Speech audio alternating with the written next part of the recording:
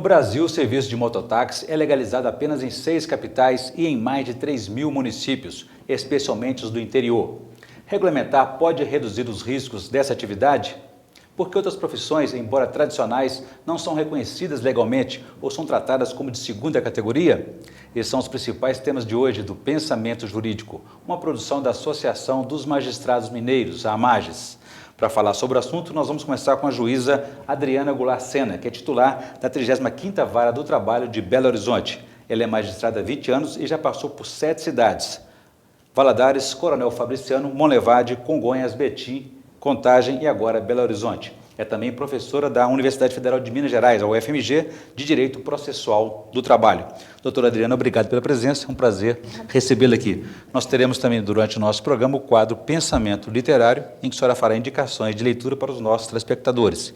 Não teremos o quadro Pensamento Universitário, em que estudantes de faculdades de Direito me ajudariam a entrevistá-la por conta do período aí das férias escolares. Bom, voltando à questão do nosso tema principal das profissões, especialmente a de mototaxista, que gera sempre muita polêmica.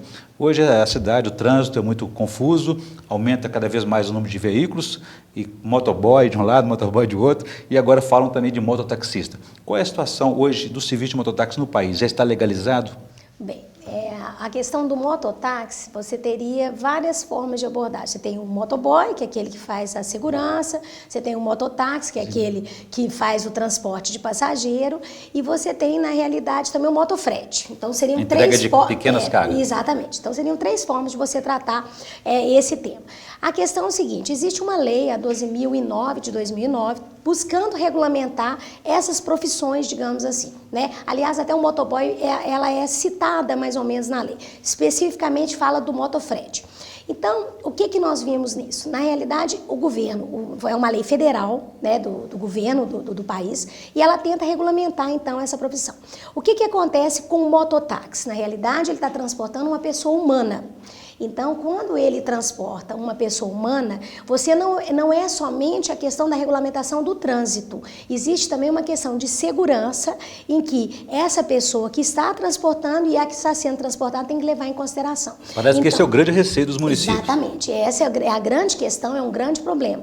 Porque quando você está transportando mercadoria, e isso é muito estranho, vamos dizer assim, na lei, porque ela tem, inclusive, acho que até é bom mencionar, que foi exatamente um dos motivos que a Procuradoria-Geral da República entrou com uma ação direta de inconstitucionalidade, é que essa lei ela tem mais preocupação com o transporte de mercadoria, do motofrete, do que propriamente do transporte de pessoas. E olha, em questão de valor, a pessoa humana é muito mais importante que ser mais do que uma mercadoria, com certeza. Então, por que é uma dificuldade nessa regulamentação?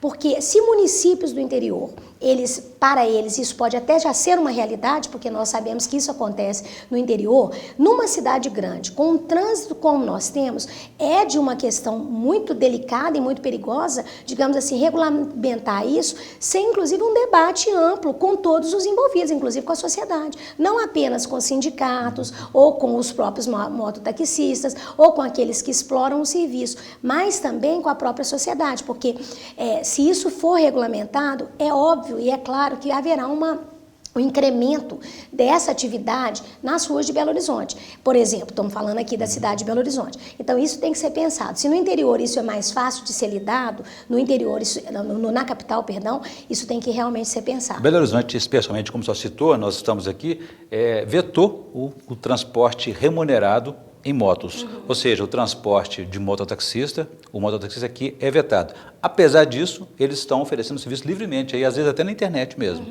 Isso, como fica aí?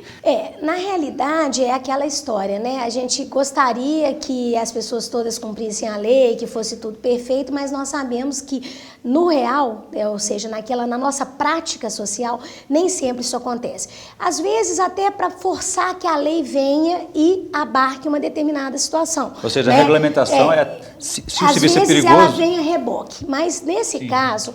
está errado porque já houve um veto do prefeito em relação relação à regulamentação. Embora o presidente tenha autorizado. Exatamente. Não me cabe aqui discutir a questão do veto, mas provavelmente a lei que possa ter vindo, ela não se preocupa às vezes com segurança na medida do possível, às vezes tem alguma inconstitucionalidade ou às vezes até do ponto de vista da orientação da administração municipal, ela não se adequa naquele momento. Vejamos a questão da merenda, por exemplo. Eu, Adriana, posso achar que a questão de brinde numa questão de alimentação seja muito correta essa lei, mas o prefeito o bem vetar. Então, eu no caso, a competência legal é da União, do presidente da República, mas na hora de regulamentar é o município que tem que saber como vai fiscalizar, como vai controlar os serviços.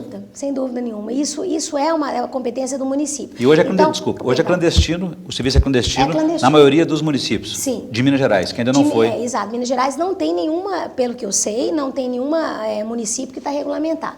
É clandestino, está equivocado se essa pessoa for, entre aspas, pega, apanhada, isso é no mínimo uma contravenção. Que tipo de punição ele pode ter? Aí nós teríamos que ver, porque no caso ele está fazendo um transporte, ele está fazendo uma profissão que não é regulamentada, é um exercício irregular de uma profissão. Então isso tem até capitulação em termos de legislação, até, penso eu, penal. Nesse caso. Agora, se a atividade é de risco, sem regulamentação, fica pior ainda, né?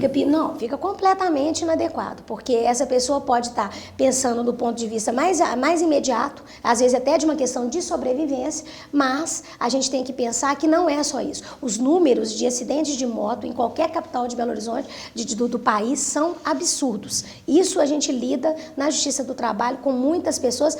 Às vezes eu recebo uma mãe para fazer uma consignação em pagamento. Aí eu vejo o nome de um rapaz, o nome de um homem, pergunto, infelizmente, uma mãe de uma pessoa que foi acidentada por moto. E às vezes com falecimento. O risco não é só para o passageiro, também para o condutor dessa moto. Condutor, por isso é que é importante essa regulamentação, até mesmo sim, para resguardar algum direito dele. Eu quero falar com a senhora sobre esse assunto, mas no próximo bloco. A gente volta em instantes, em um minuto.